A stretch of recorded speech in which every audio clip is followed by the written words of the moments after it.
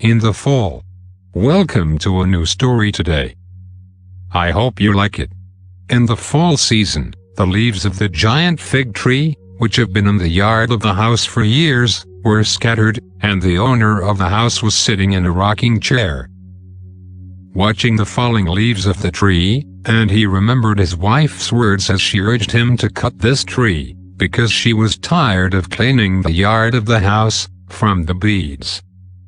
Figs that fall in summer, and leaves fall in autumn. He remembered the days of his childhood, when his mother used to collect figs to dry them on the roof of the house, and she was afraid for him when he picked the ones between the high branches. And she kept standing anxiously until he came down.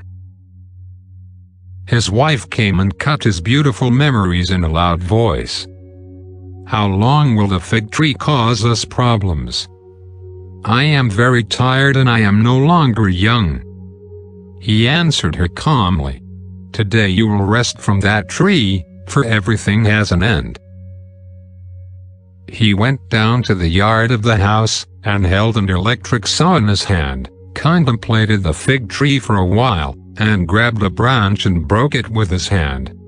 And the milk spilled from the tree branch was like tears, and it mixed with his tears until it flowed and he did not feel. And the cutting process continued until he did not feel nostalgic for the fig tree, and he withdraws from his decision and back to problems with his wife again. He returned to his wife. The fig tree became the ground. A look at him and she was happy and thanked him for her comfort. An old woman passed by the house, and when she saw what he had done to the fig tree, she cried angrily, "What did you do to the fig tree? How dare you cut the good of this house?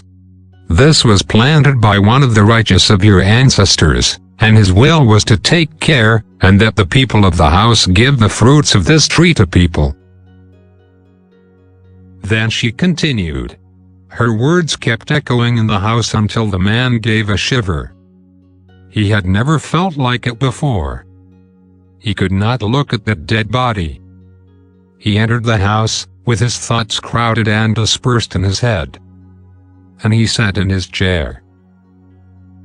He could no longer see through the balcony as usual.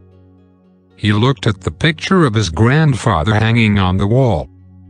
His thoughts took him to the past. He remembers his grandfather when he was sitting on his chair in the yard. And the people of the neighborhood gathered around the fig tree. A basket of figs is full, spinning the audience. Suddenly, he felt his grandfather's eyes in the picture, angry and sad. He felt dry in his throat and drank a cup of water, but the thirst stayed in control of him. He woke up from the congestion of his thoughts to the voice of his grandson blaming him. "Why did you cut down the fig tree, my grandfather? I heard that it is a blessed tree, and my friend told me that you cut it, so I came here to make sure." The grandfather felt tight in his chest, and said to the grandson, "Calm him, it would be good, son." A week passed without anything disturbing happening. He invited his children and grandchildren to a feast. And his wife suggested that they sit in the yard to celebrate the cleanliness of the house from ants, bees, and flying leaves. Let them enjoy the cool autumn wind breeze. The children and grandchildren arrived, and they seemed to be high in their activities and preparing for the feast. Then everyone sat at the food, and before they started eating, the grandfather asked that his younger son was absent. And his wife said that he would be late because of a traveler who called him to take him to a distant city. Don't wait for him to come later. Everyone ate the food, and the feast ended, and the youngest son did not come yet, while the grandfather's heart started beating anxiously for something he does not know, and if his wife cries and says he had a traffic accident and he was taken to hospital. The grandfather got lost for a while, Everyone rushed to the hospital, looked at the fig tree and remembered that it had not been uprooted from the ground. He rushed to the water and watered it.